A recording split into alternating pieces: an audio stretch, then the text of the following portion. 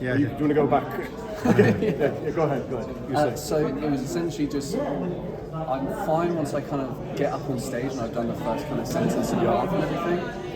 But my real issue with public speaking is in the kind of the pre-game part of everything. Yeah. When I'm thinking about getting up on stage and I almost kind of catastrophize what could go wrong when I'm there, and that's what kind of makes my heart race, and also can have a kind of lasting impact into my presentation, as it takes me then longer to warm up.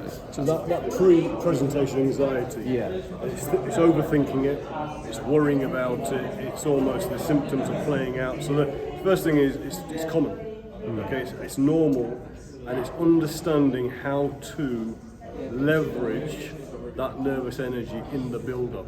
And what I mean by that is, rather than just allowing that energy to flow in its natural state, which is anxiety, it's about understanding, almost building a process that's bespoke to you. So if you're knowing that 2 weeks before I'm going to start to feel this level of nerves, anxiety, I'm going to start to worry about this, there's something around you being able to, first of all, build a bank of skills that work for you and create experiences that are in your favor. So it's almost like you've done this stuff before and you can control the brain and the memory.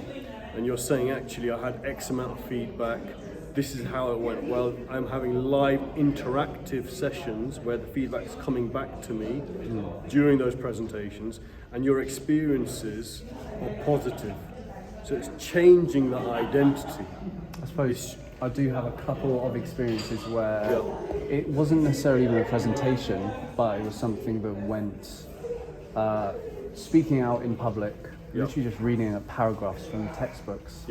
And I kind of faltered and really started like over-focusing on the breath and everything. And those experiences really stay with me. Brilliant.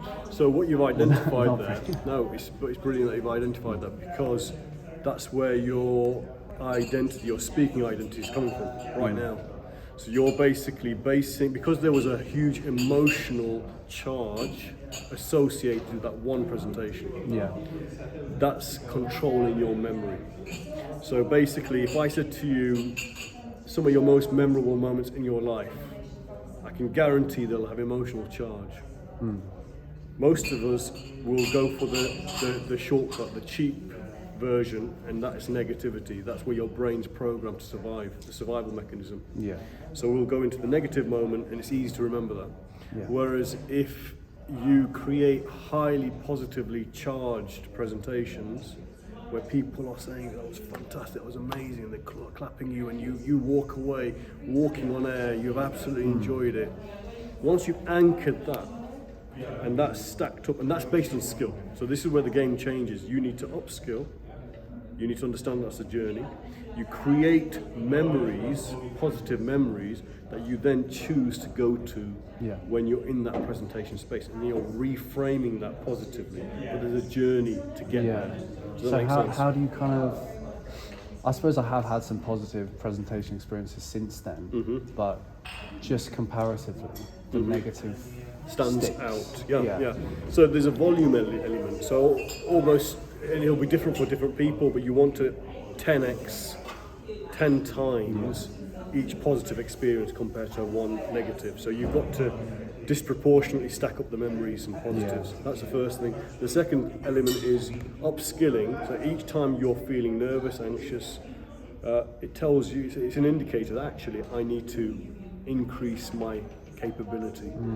So it's almost saying the capability is not high enough. But when the capability is high enough, at that point, your level of practice, your exposure, and then you're moving into experiences that are positively stacked, at that point your game starts to change. So it's essentially it's a process, and then obviously those techniques are critical. So for example, if you're going, just to give you practical examples, if you're going into a seminar room and you know you're going to speak, I would say you need to know how to get into your speaking state. You need to shake people's hands, have small talk with them, get into a more positive, confident, animated body posture, change your pace. Doing all this stuff pre-talk is going to help you frame that space in a positive way. So by the time you're in that space, you're framing it as excitement. You're Yeah. going into speaking flow. You're going into creativity. You're the best version of you when you're on stage. That's a shift. But that's understanding that shift occurs because you choose to build a toolkit that moves the needle for you. Yeah. The more fear, anxiety, nervousness we have, the more skill we require.